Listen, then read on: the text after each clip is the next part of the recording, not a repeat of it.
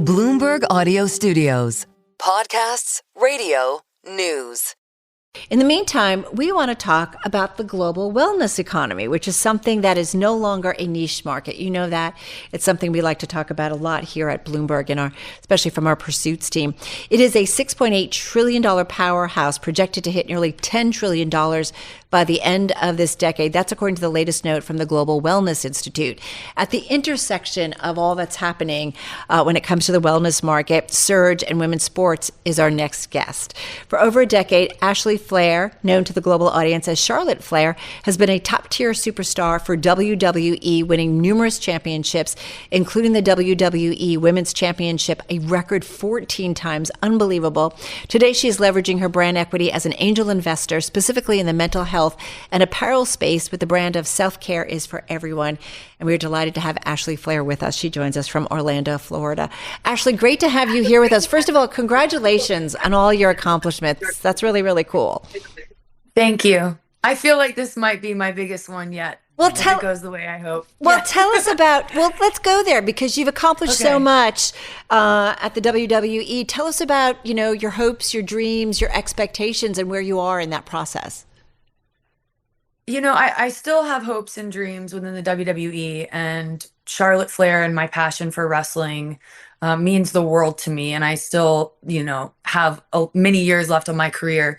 But when I was injured last year, there is a shelf life for women in sports. And I really didn't know what do I want to do next? And I have really gravitated towards the self-care mental health space. And that's really helped me, I feel, get through the last couple of years in my career and feeling like I couldn't talk about anxiety and the pressure of being perfect on screen because the character that I play, Charlotte Flair, is so perfect. And this past year, I feel since I've gravitated towards the mental health care and talking about it, it's helped grow my brand. I've been able to connect with fans and realizing it's okay not to be okay. So when this opportunity from Self-Care, the two owners, AJ and Sasha, came with me with this opportunity and asked me to be an angel investor, I was like, wow, I feel like this is a perfect fit, and where to put my money or my investment and my time into them to help make this a safe space for athletes, for public figures, for parents, for anyone, because it has been taboo for so long. And whether it be the affirming apparel or the easily accessible mental health tools that Self-Care is for Everyone that we're trying to grow in 2026, I'm just honored to be a part of it. Well, I really admire the way that was long-winded. No. Only adding color. It's important for us. Okay. So how many of your physical injuries were a mental health journey? And did it at all change your perspective on what strength really is? I definitely think when I hurt my knee, I tore my ACL. I don't think I was in the right state of mind, meaning whether it was imposter syndrome, that dialogue, that how we talk to ourselves, that inner self-talk. I feel like I was in a very negative space and not opening up about it, and the anxiety of, being a woman that's approaching 40, what that looks like, the demands. And it's, I want to be able to say I'm a woman, and what I want more of is time. And all that pressure adding up, I feel like the reason I hurt my knee is because I wasn't all there performing. And for someone who I always looked at myself as the Iron Woman. And when my knee took me out, I was like, all I viewed myself as a professional wrestler. Like, that's all I am, and that's not all I am. And I do have a voice, and maybe this is the start of something bigger for me. Like, I love being Charlotte, but taking Charlotte to the next level and making these conversations more accessible or not taboo for people in any kind of industry, I think is so important. Yeah, I think there's something too in the timing, Ashley. Like, I feel like increasingly athletes are coming out, men and women, and just talking about, the stresses, the difficulties, being, at a high point and then having an injury, and then it's just so tough to come back. We see it over and over. But I think the mental wellness component, the stress on athletes of all kinds to perform increasingly, it's really tough. No, whether it be athletes, whether it be a single mom work. I mean, it crosses over to everyone. And with the apparel that we've created, walking down the street and you see a sweatshirt that says "You are enough." It's that simple, and it opens a dialogue. And I hope investing in self-care is for everyone with that mission to just make those topics easy every day. I want to ask you too, though. We love talking about the wellness market in all its different shapes and sizes, if you will. The wellness market nearing a $7 trillion valuation. Talk to us about the due diligence that you guys did that led to the creation of Self-Care is for Everyone, and tell us about how you were thinking about it. It's a competitive space. It's definitely competitive. So for me, Self-Care is for Everyone was founded in 2018. I had already been following this site before I even know who the owners were. It was just like little messaging, you are enough, you have a voice. My own messaging that I put on my social media, whether it be Twitter, Instagram, or TikTok, I always say, P.S. I hope you feel beautiful today. Because on those days as women, when you don't feel so beautiful, but you have to show up, you have to put on that smiling face. And for me, being on TV, it's like, P.S. I hope you feel beautiful today as a 39-year-old woman competing in an industry where they do age, that's just television is hard for women. So this company was founded in 2019 when AJ and Sasha came to me this year. My financial person did their due diligence, seeing, how they have grown, what this space looks like, what the investment into them looks like. And for me, wanting to have a diversified portfolio, where is the best place to put my money to help them grow?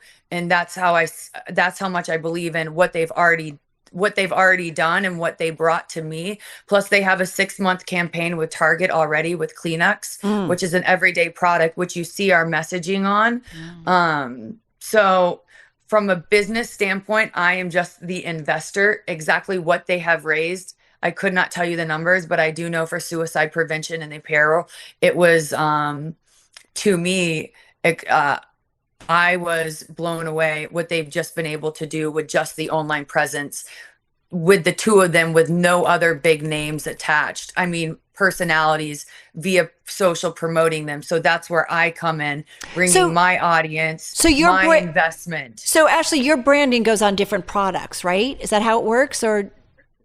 No, I'm sorry. So for this company, for Self-Care is Everyone, they've already started to put their messaging on everyday products such as Kleenex. They did a 6-month deal in Target. Got it. So them bringing what they've already been able to do with the help of my branding and push and being their first angel investor. Got it. Hoping to grow there. Thank you for that. So I believe in what they've already done, and they believe in me and what I have aligned with my branding. That's why they brought me on board. But I've been able to see their numbers and what they're capable of from a business standpoint. But for me, I believe this was the right investment due to wanting just to help. So, how can you go wrong? Yeah. So that to me was whether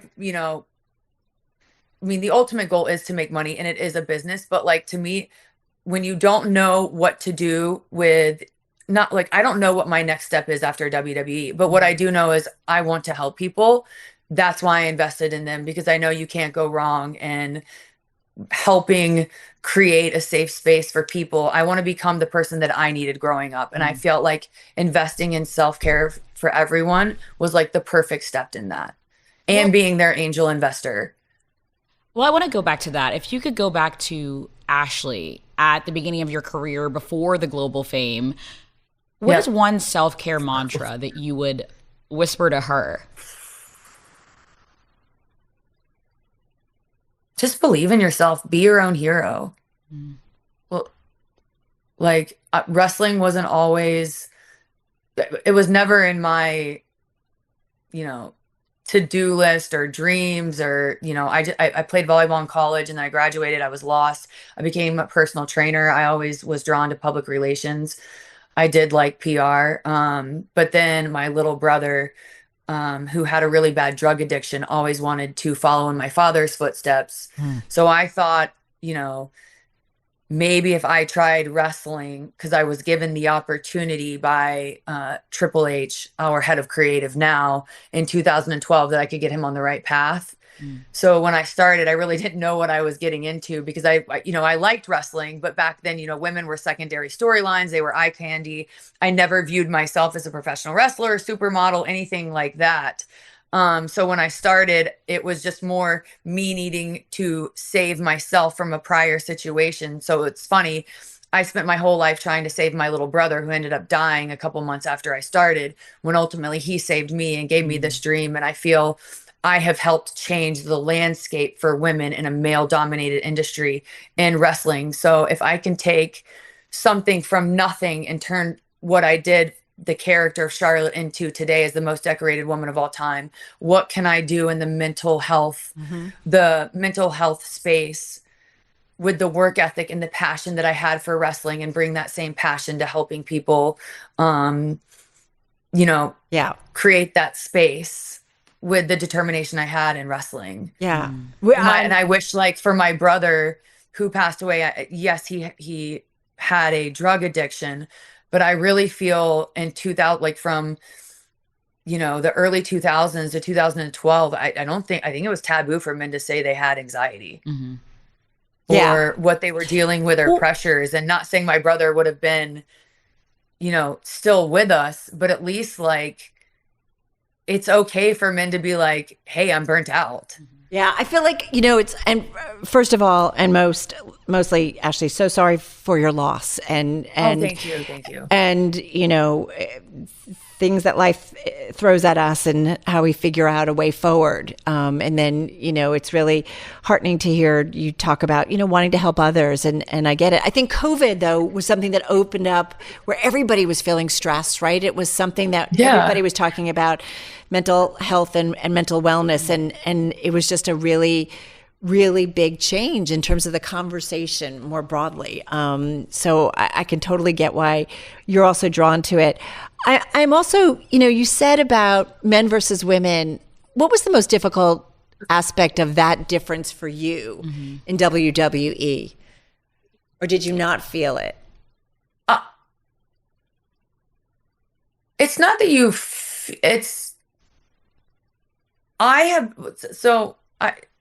I feel the women who came before me that helped change the landscape, that have been grinding for the 20, 30 years before me, they probably felt it more. But when I started, and the group of women that I came in with, who I champion every day, we're not all as close as, success and competitiveness and competition take over, and always wanting to be at the top of your business. But we were part of this change. And when Stephanie McMahon debuted us, and then there was one other girl who debuted a year later, the Four Horsewomen, that's what we were coined as, in 2015, when Give Divas a Chance trended for 3 days, we were part of that rise, where we were given the same amount of opportunities and time and segments as the men. And then ultimately myself, Becky Lynch, Ronda Rousey ended up main eventing WrestleMania 35 in MetLife. And if you had asked someone even maybe a year prior to that, would the women ever main event a show, they would have laughed. But what we were able to create is that women are capable of selling merchandise, putting people in seats, being top of the card, getting equal opportunities in the ring. So I just, from the day I started, I had one goal to where I am now. So do I feel things go like this? 100%. Right. But do I think I'm as big a star as any male? Absolutely. I almost cussed, but I didn't. We're glad you didn't. But it's a great way to end. And you're absolutely right, because we're seeing this massive surge in valuations for women's sports, whether it's WNBA, NWSL. I mean, there's just so much. And women's wrestling. You have to give them the opportunity and the backing and the advertising. Yeah. That's it. Right. Perception is reality. And if you do that, then the audience follows. Well, listen, this was a joy spending some time with you, and good luck, and stay in touch and let us know how things are going. Ashley, Thank you. You bet. Thank you. Ashley Flair, of course, also known as Charlotte Flair, the WWE superstar, joining us on this Monday, and of course, talking about her brand, Self-Care is for Everyone.